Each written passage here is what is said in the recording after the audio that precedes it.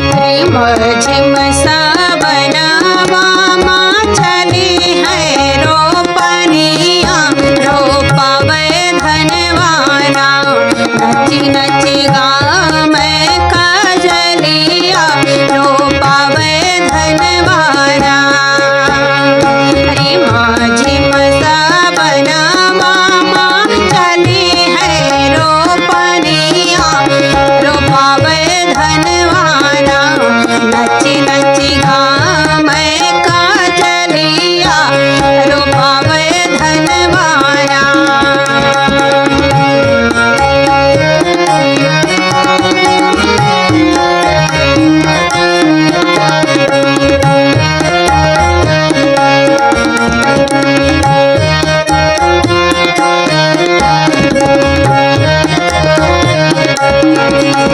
हमारे ससुर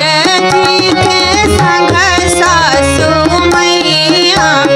उभारे बेहरिया नची नची गाँव में कजरिया